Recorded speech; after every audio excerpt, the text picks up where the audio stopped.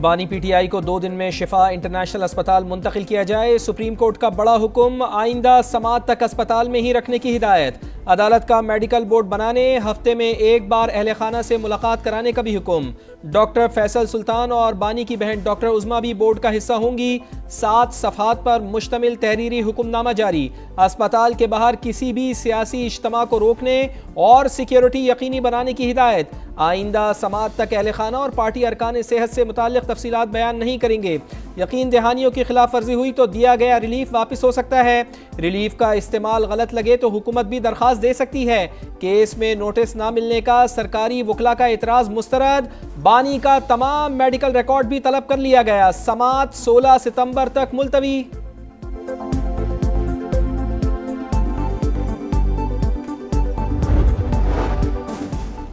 صحت پر سیاست نہ کی جائے، سپریم کورٹ کا بانی کی میڈیکل رپورٹ پبلک نہ کرنے کا حکم، میڈیکل رپورٹس پبلک نہ ہونے کی گارنٹی کون دے گا، کون یقینی بنائے گا کہ میڈیکل رپورٹ سیاست کے لیے استعمال نہیں ہوگی، بانی سے ملاقاتوں اور طبی سہولتوں کی فراہمی کے کیس میں جسٹس شاہد وحید کا استفسار، P T I medical report سیاست کے لیے استعمال نہیں کرے گی، سلمان اکرم راجہ کی یقین دہانی، جسٹس نعیم اختر افغان نے کہا اسپتال میں اور بھی مریض ہوتے ہیں، یقینی بنایا جائے کہ کوئی ڈسٹرب نہ ہو۔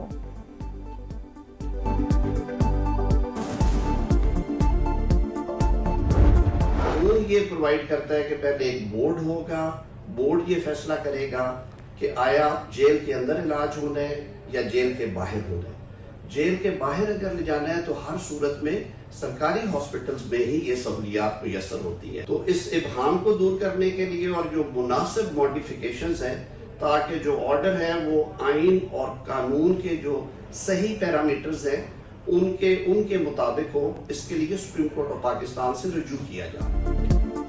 حکومت بانی پی ٹی آئی کے اسپتال منتقلی کے حکم پر نظر ثانی کے لیے سپریم کورٹ سے رجوع کرے گی، وفاقی وزیر قانون اعظم نذیر تارڑ کا اعلان، کہا قانونی ٹیم نے بانی پی ٹی آئی کے علاج سے متعلق حکم نامے کا جائزہ لے لیا، کسی سرکاری اسپتال میں معائنے پر بھی مشاورت کی گئی ہے، قانونی ابہام دور کرنے کے لیے اپیل دائر کی جائے گی۔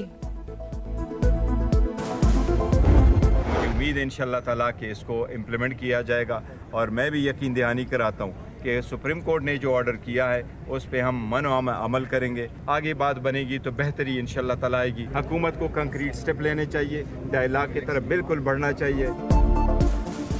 Chairman P T I barrister Gohar supreme court کے فیصلے سے خوش، حکومت سے فوری عمل درآمد کا مطالبہ، کہا عدالتی فیصلے پر عمل کرنے سے ملک کا سیاسی درجہ حرارت نیچے آئے گا، تحریک انصاف عدالتی حکم پر مکمل عمل کرے گی، ہاسپٹل کے باہر کارکنان جمع نہ ہوں تاکہ علاج میں رکاوٹ نہ آئے، وزیر اعلیٰ خیبر پختونخوا سہیل آفریدی کا بھی خیر مقدم، بولے کوئی ایسا قدم نہیں اٹھائیں گے جس سے عدالتی فیصلے کی توہین ہو، سلمان اکرم راجہ نے کہا عدالت عظمیٰ سے امید کی کرن جاگی ہے، بانی پی ٹی آئی کی صحت ٹھیک نہیں، ماہر ڈاکٹرز پر مشتمل بورڈ علاج معالجے کی نگرانی کرے گا۔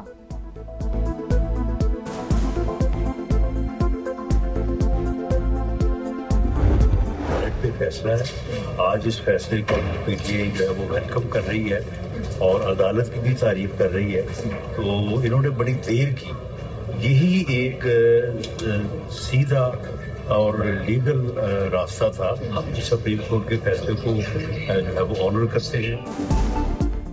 سپریم کورٹ کا فیصلہ آزادانہ اور میرٹ پر مبنی، پی ٹی آئی نے بڑی دیر کی، یہی ایک سیدھا اور قانونی راستہ تھا، اگر یہ عدالت میں پیروی کرتے تو اس سے پہلے بھی ریلیف مل سکتا تھا، رانا ثناء اللہ کا رد عمل، وفاقی وزیر ڈاکٹر طارق فضل چودھری نے کہا حکومت سپریم کورٹ کے فیصلے پر منوعاً عمل کرے گی، آج پی ٹی آئی والے یہ تو مان گئے کہ عدالت میں انصاف ہو رہا ہے، خواجہ سعد رفیق نے بانی کی اسپتال منتقلی کا فیصلہ حبس کے موسم میں ٹھنڈی ہوا کا جھونکا قرار دے دیا، کہا بہتر ہوتا کہ یہ فیصلہ حکومت خود کرتی، بہرحال دیر آید درست آید، میرے دل کا بوجھ کچھ کم ہوا۔ بانی پی ٹی آئی کو شفا اسپتال منتقل کرنے کا حکم، اسلام آباد میں سیکیورٹی اقدامات کے حوالے سے اعلیٰ سطح اجلاس، متعلقہ اداروں کے حکم کی شرکت، ذرائع کے مطابق سپریم کورٹ سے تحریری احکامات ملنے پر سیکیورٹی انتظامات پر عمل درآمد ہوگا، سب جیل نوٹیفیکیشن جاری کرنے کے بعد بانی کو ہاسپٹل منتقل کیا جائے گا۔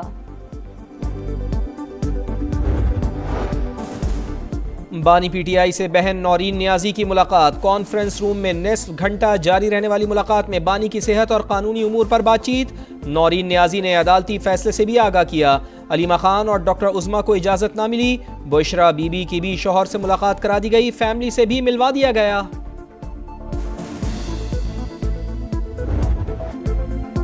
مارکہ حق میں شکست، بھارت کا تلخ سچ ماننے سے انکار، نام نہاد آپریشن سندور کے نام پر بھارتی جھوٹ بے نقاب، ہار تسلیم کرنے کی بجائے تاریخ کو من پسند رنگ دینے کی کوشش۔ پہلگام واقعے کے مبینہ ملزمان 28 جولائی کو مارے گئے تو 7 مئی کو بھارت نے کس کو سزا دی؟ ISPR نے سوالات اٹھا دیے۔ بھارتی ڈاکیومنٹری حقائق مسخ کرنے کی کوشش، جذباتی بیانی اور فلمی انداز کی عکاس قرار۔ پاکستان نے بھارتی جارحیت ناکام بنائی، 8 طیارے مار گرائے، 26 بھارتی فوجی اہداف ملیہ میٹ کیے۔ آئندہ بھی کسی مہم جوئی کا فیصلہ کن جواب دیا جائے گا۔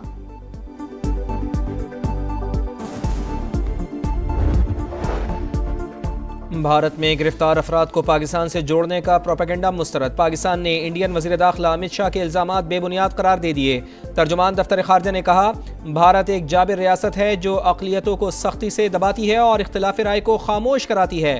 پاکستان متعدد بار بھارت کی پاکستان میں دہشت گردی اور عدم استحکام کی سرگرمیوں میں ملوث ہونے کے شواہد عالمی برادری کے ساتھ شیئر کر چکا ہے۔ پاکستان نے پہلگام واقعے کے بعد بھارتی الزام تراشی کا مؤثر جواب دیا۔ پاکستان میں دہشت گردی میں بیرونی ہاتھ ملوث ہیں، بلوچستان دشمن کے نشانے پر ہے۔ کلبھوشن یادو اس کی زندہ مثال۔ ماضی میں دہشت گردوں اور سہولت کاروں کے ساتھ ہمدردی کی پالیسی اپنائی گئی۔ وزیر اطلاعات عطا اللہ تارڑ کا ورک شاپ سے خطاب۔ آبنائے ہرمز امریکی علاقہ قرار، ٹرمپ نے سوشل میڈیا پر نیا نقشہ جاری کر دیا۔ ایران کے ساتھ کوئی بات ہو رہی ہے، نہ ہی مذاکرات شیڈیول ہیں۔ امریکی صدر کا پیغام، آبنائے ہرمز مکمل فعال ہونے کا بھی دعویٰ۔ ابراہم لنکن پر خوراک کم ہونے کی خبر جھوٹ قرار دے دی، بحری بیڑے پر سب کچھ ٹھیک ہے۔ ٹرمپ CNN کی رپورٹر پر برہم۔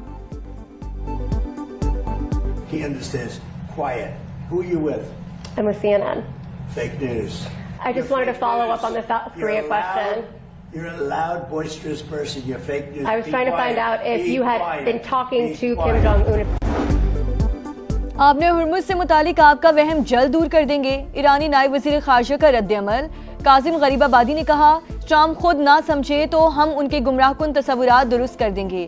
وزیر خارجہ عباس اراغچی نے کہا، دشمن کی ایران سے غیر مشروط ہتھیار جلوانے کی خواہش ادھوری، جنگ مسلط کرنے والوں کو جلد منت سماجت کرنا پڑے گی۔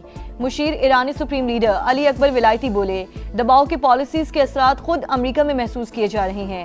مشرق وسطیٰ میں پالیسیز کی قیمت امریکی عوام کو ادا کرنی پڑ رہی ہے۔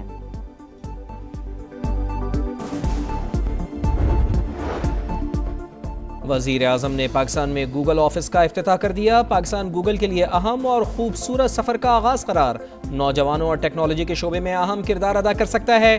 شہباز شریف کی وفد سے گفتگو، گوگل کے نائب صدر کی جانب سے طویل مدتی شراکت داری کی خواہش کا اظہار۔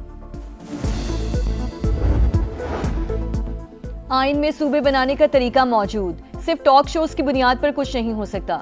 سندھ کے سینئر وزیر شرجیل انعام میمن نے نئے صوبوں کے قیام سے متعلق مطالبات مسترد کر دی۔ کہا، خالد مقبول صدیقی اور مصطفیٰ کمال سیاسی طور پر ختم ہو چکے، دانستہ طور پر اشتعال انگیزی کر رہے ہیں۔ معاملے کو تنازع کا حصہ بنانے کے بجائے قانون کے مطابق عمل کیا جائے۔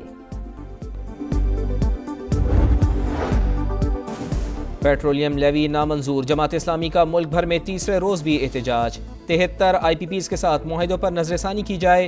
حافظ نعیم الرحمان کی لاہور میں میڈیا سے گفتگو، ہڑتال کی کال کا اندیا۔ کہا، حکومت اپنی نااہلی چھپانے کے لیے زبردستی کا ٹیکس لے رہی ہے۔ FBR کرپشن کا گڑھ بن چکا، ادارہ ختم کر کے لوگوں کے پیسے بچائے جائیں۔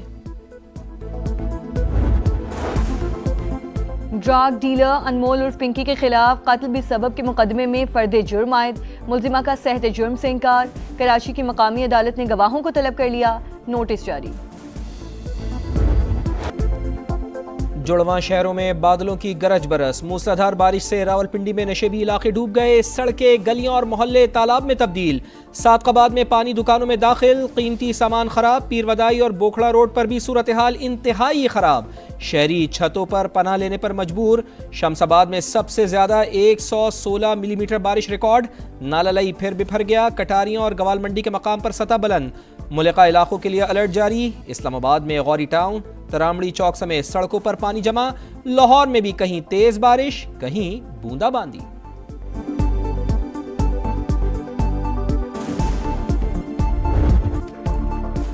لاہور انتظامیہ کی سنگین غفلت، کھلا مین ہول ایک اور معصوم کی جان لے گیا۔ ہنجروال میں 7 سال کا بچہ جاں بحق، گلی میں ایک نہیں 5 مین ہول کے ڈھکن غائب ہونے کا انکشاف۔ واسا والے کہتے رہے ہمارا ایریا نہیں، بچے کی جان گئی تو ڈھکن لگانے پہنچ گئے، شہریوں کی دہائی۔